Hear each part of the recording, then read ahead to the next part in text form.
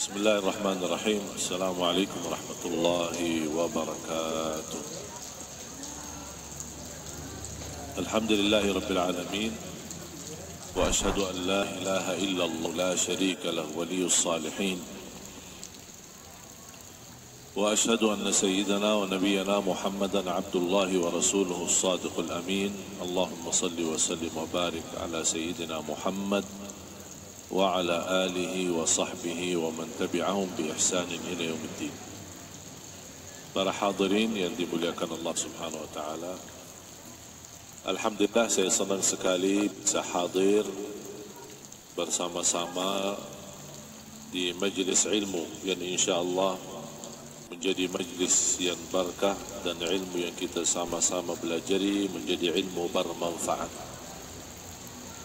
Sebenarnya dalam kehidupan kita banyak yang tersia-sia.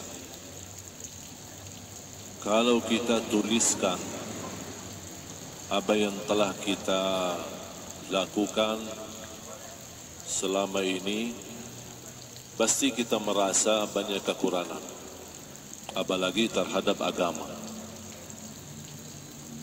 Nampaknya berat kalau kita menuliskan sehari-hari kita, apa yang telah kita lakukan dalam kebaikan maupun dalam dosa dan maksiat. Kita malas menulis atau tidak memperhatikan untuk menulis, atau buat apa untuk menulis.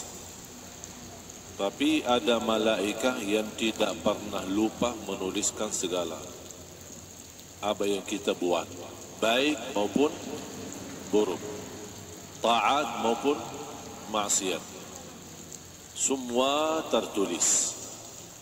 Tidak ada satu langkah kemanapun, semuanya tertulis. Langkah-langkah menuju ke tempat ibadah, tertulis langkah-langkah itu ibadah. Langkah-langkah ke tempat maksiat, bukan hanya maksiatnya yang tertulis, tapi langkah-langkah itu dianggap sebagai langkah maksiat. Salah satu karunia Allah Subhanahu wa taala, karena kita sebagai manusia tidak terlepas dari dosa maksiat, Allah menampuni dosa-dosa kita di antara salat-salat kita. Subuh sampai zuhur diampuni dosa kita. Zuhur sampai asar diampuni dosa di antaranya. Asar sampai maghrib diampuni Allah dosa kita. Maghrib sampai isya diampuni oleh Allah dosa kita. Isya sampai subuh diampuni oleh Allah dosa kita. Jangankan di antara salat diampuni dosa dan kesalahan kita, Jumaat sampai hari Jumaat yang akan datang diampuni di antaranya dosa-dosa kita. Dan selalu saya berkata, berapapun dosa kita, sebanyak apapun dosa kita, jangan sekali-kali tinggalkan salat. Bu, sehat ya. Jangan sekali-kali tinggalkan salat. Mengapa? Karena salat itu termasuk ibadah yang menjaminkan kita selalu mendapatkan ampunan. Was-salatu ila as-salah wal jumu'atu ila al-jumu'ah mukaffiratun lima bainahun. Antara salat, antara dua Jumat diampuni dosa kita. Bayangkan Bapak Ibu, kalau kita tidak diampuni, harus minta ampun. Betapa banyak dosa yang kita lupakan, berapa banyak dosa yang kita abaikan. Bahkan ada perbuatan yang kita lakukan belum kita merasa itu dosa, padahal di sisi Allah itu dosa. Dosa kecil, dosa besar, apalagi dosa kecil. Sehari-hari kita tidak terlepas dari dosa kecil. Mata melihat, tangan menambil, telinga mendengar, kaki berlangkah. Ini semua bisa terjadi banyak dosa-dosa kecil. Kalau bukan anugerah Allah Subhanahu wa taala, terampuni dosa kita karena salat kita, ibadah kita berat. Makanya apapun yang terjadi, jangan tinggalkan salat. perilaku kita masih sangat parah, dosa kita terlalu banyak, tetap jangan tinggalkan salat. Tidak boleh ada bahasa, buat apa saya jaga salat? Saya aja belum tentu orang baik. Buat apa saya perhatikan salat? Perilaku saya aja yang tidak enak. Sekali lagi, dosa kita walaupun sudah melalui batas, tetap jangan tinggalkan salat. Karena salat itu termasuk kesempatan untuk diampuni dosa kita. Artinya, dosa-dosa yang sehari-hari kita lakukan, kita lupa memohon ampun, lupa taubat, atau kita tidak sadar yang kita lakukan itu dosa, otomatis karena kita menjaga salat, otomatis Allah ampuni dosa tersebut. Walaupun kita tidak menganggap yang kita lakukan dosa, tapi di sisi Allah sudah tertulis dosa.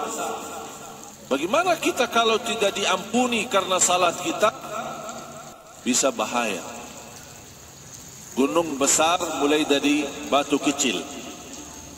Batu kecil dengan batu kecil dengan batu kecil dikumpulkan kecil terus jadi gunung besar.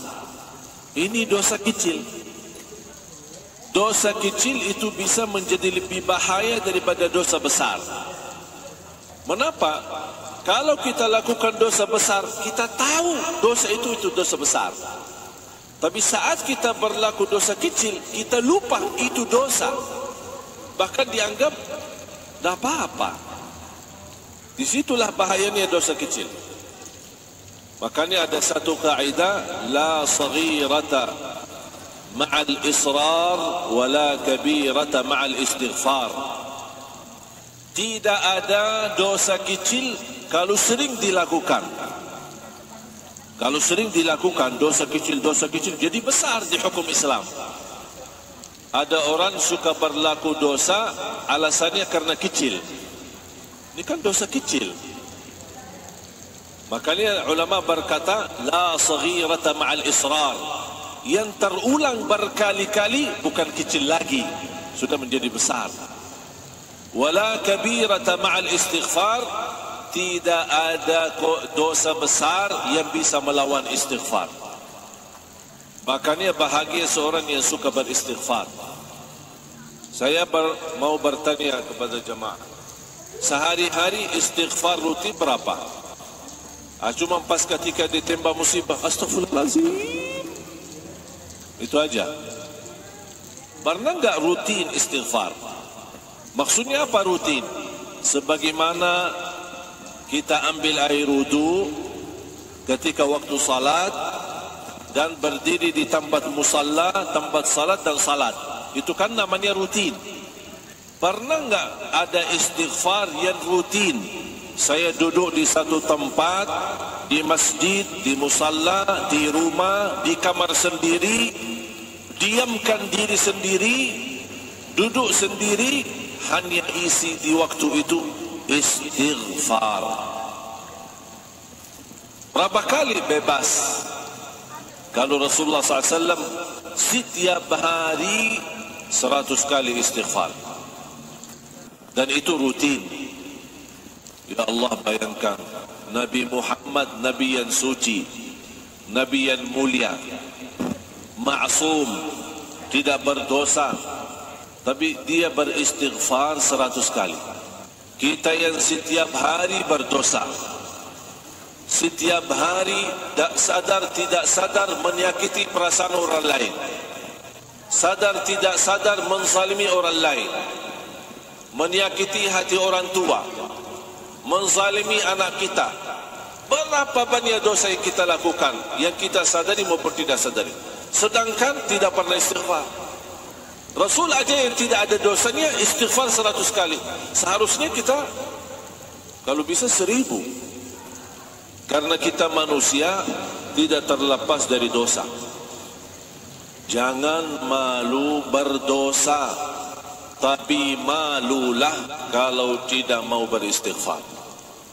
Mengapa jangan malu kalau kita berdosa? Karena kita manusia tidak akan bisa terlepas dari dosa. Makanya jangan malu kalau kita berbuat salah. Tapi malu kalau sudah tahu dan kita sadar ini salah, ini dosa, tapi belum mau beristighfar. Ini yang harus buat kita malu.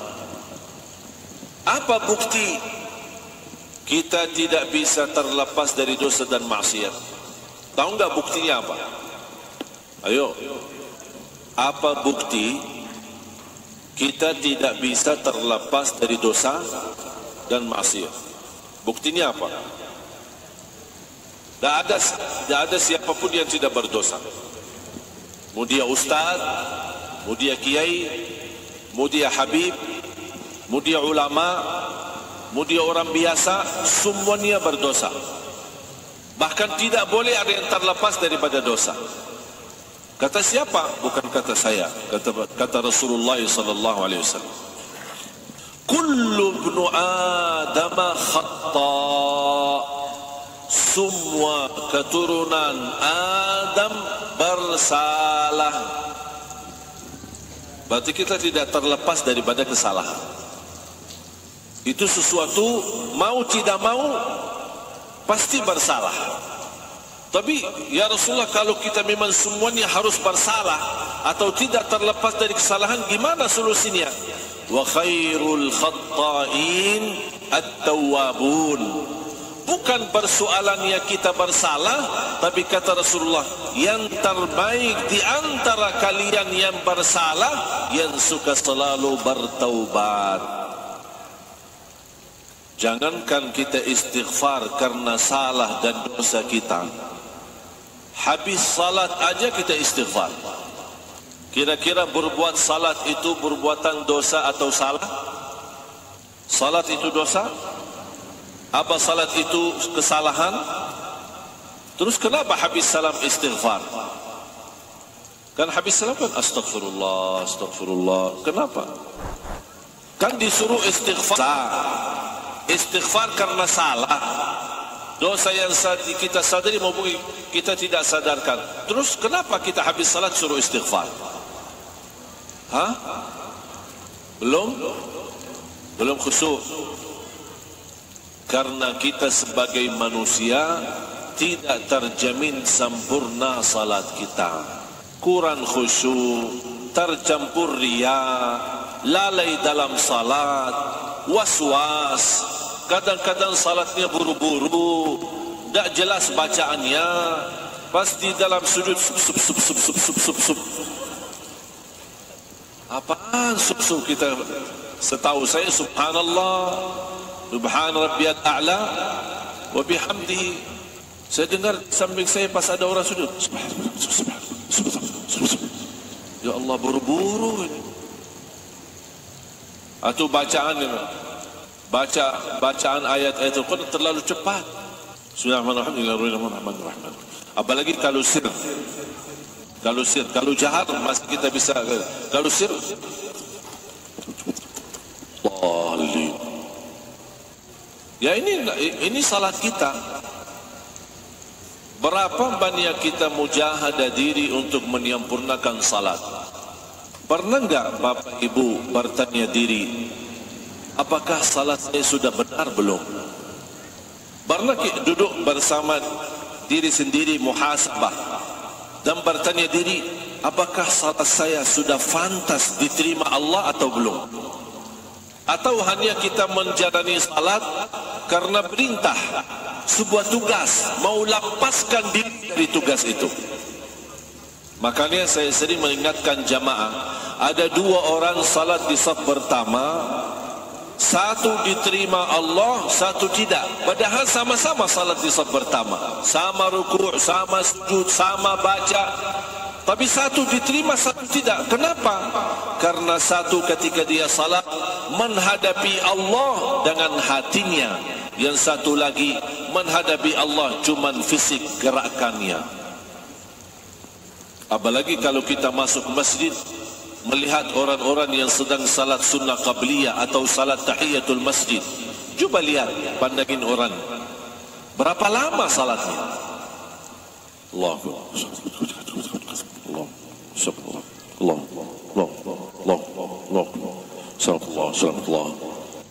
Saya bayangkan mau baca secepat-cepatnya baca Al-Fatihah, dia sudah selesai satu rakaat, saya belum selesai surah Al-Fatihah. Habis selesai selamat Rasul. Ya Allah, mohon diterima. Apaan yang diterima? Apaan yang diterima? Yang mana maksudnya yang diterima? Ibadahnya atau fisiknya? Gerakannya cuma gerakan saja.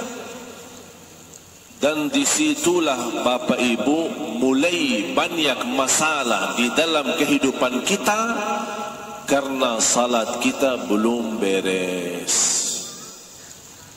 Beda orang yang mendengar panggilan Allah muazzin, ketika dia mendengar Allahu Akbar, tertutup hatinya, melepas segala urusan, segera ambil air wudu, datang melaksanakan ibadah. Karena dia merasa panggilan muazzin ini bukan kumandan azan, tapi ini panggilan Allah memanggil saya untuk datang menghadapinya. Dan saya cinta kepada Allah, makanya ketika mendengar azan tersentuh hatinya dan dia lepaskan segala kerjaannya. Makanya salatnya dia jauh lebih nikmat daripada orang yang hanya datang pas ketika ada waktu dia melaksanakan salat. Tapi kalau lagi sibuk, tercepat macet, atau lagi belanja di Tanah Abang, tak apa-apa, nanti aja salatnya. Gampang. Saya ingat ayah saya tidak pernah marah sama saya, apalagi mau mukul, kecuali ada dua: telat salat dan belum setor hafalan. Marahnya bukan main. Ketika saya berlindung kepada ibu saya, berdiri di belakang ibu saya, supaya saya tidak mau dimarahi sama ayah saya, langsung ibu saya bertanya, salah kamu apa? Tadi telat, masbuk. Bukan tidak salah sama sekali. Bagaimana orang yang tidak salah? Ini masbuk, bukan tidak salah sama sekali. Ayah saya marah. Ketika saya jelasin sama ibu, karena tadi saya masbuk, kata ibu saya, oh kalau urusan salat saya tidak ikut campur, itu urusan sama ayahmu. Dah mau bela, dah mau tahu. Kira-kira bagaimana kondisi kita membangunin anaknya ketika bangun subuh? Anak-anak kita sudah dibiasakan. Alasannya masih kecil pak. Sudah SMP masih kecil pak. Sudah SMA masih kecil pak. Belum terbiasa. Tapi coba kalau dibangunin jam sekolah, aduh marahnya luar biasa. Ayo ini telat, ini sekolah ini apa ini? Ribut di rumah. Diperhatikan, nak sudah makan nak. Ayo makan ya, biar sehat ya, biar tidak masuk angin ya. Tapi ingatkan dia, sudah salat nak, ayo jaga salat ya, biar tidak masuk neraka ya. Kalau yang dibahas masuk angin, masuk nerakanya dilupakan. Silahkan Bapak Ibu, saya harap semuanya menuliskan ketika tertimpa musibah atau ujian, kenapa saya diuji, ada apa, dan periksa salatnya. Periksa salatnya. Oh ternyata sering masbuk, sering tertinggal salat, sering ketiduran salat subuh, sering ketiduran salat isya, capek, habis maghrib tidur, bangun subuh, isya belum. Atau sering jamak tanpa alasan. Kenapa jamak? Karena lagi sibuk belanja. Jadi zuhur tidak bisa dapat waktu. Kapan salat zuhur? Nanti sama asar. Kalau terjadi seperti ini, itulah sebabnya kita diuji. Tidak ada orang yang cinta masjid, cinta salat, apalagi mengutamakan awal waktu. Bahkan tidak pernah masbuk, bahkan tidak pernah tertinggal takbirah ihram sama imam. wallahi Bapak Ibu tidak akan sama orang yang suka masbuk, apalagi yang tertinggal salatnya. Tidak mungkin sama di sisi Allah orang yang datang sebelum azan ke masjid, karena dia tidak menunggu dipanggil, dia datang duluan karena dia tahu waktu salat, dia standby di masjid.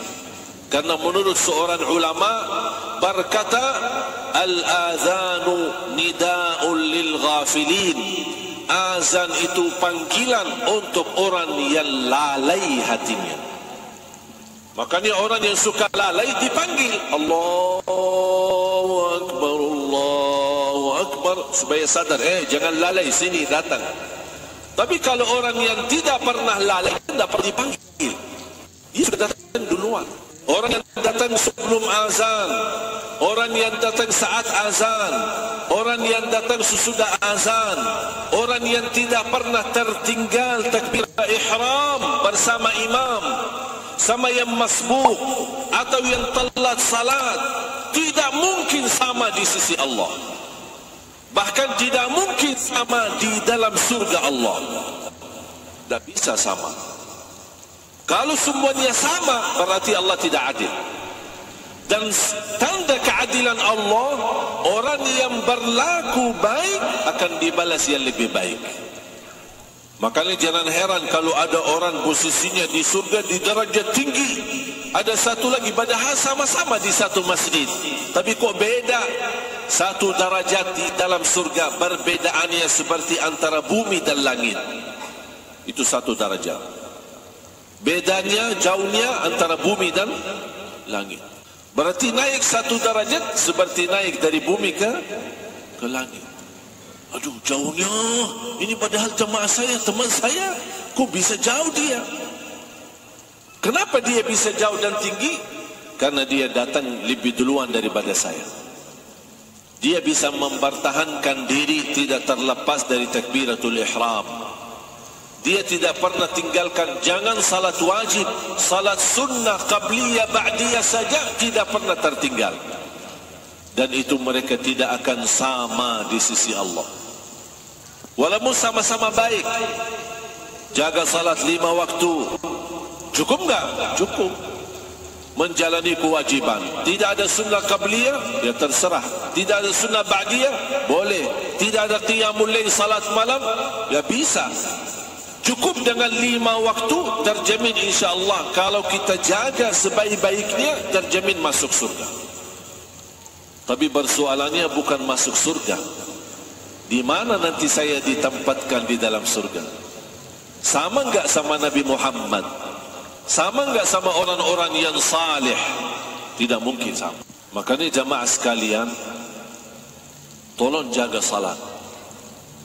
Bukan saya maksud jaga salat, bukan berarti Bapak Ibu tidak salat. Saya tahu Bapak Ibu orang yang suka salat. InsyaAllah istiqamah menjaga salat. Tapi yang saya maksud jaga salat, artinya perbaiki hubunganmu sama Allah lewat salat. Coba, masing-masing tunjukkan cara yang terbaik kepada Allah dalam salatnya. Misal, ada yang bisa tunjukkan kepada Allah melalui salat, ya Allah, saya mulai hari ini insyaAllah tidak akan terlepas takbiratul ihram bersama imam. Saya tidak mau telat lagi. Ada orang yang bisa menunjukkan yang terbaik, saya tidak akan terlepas daripada salat jamaah. Walaupun bagi wanita tidak wajib salat berjamaah di masjid, tapi pasti tidak akan sama di sisi Allah. Wanita yang selalu mengutamakan waktu salat, tepat waktu di awal waktu, sama wanita yang suka menunda salat seenak-enaknya. Tidak mungkin sama di sisi Allah.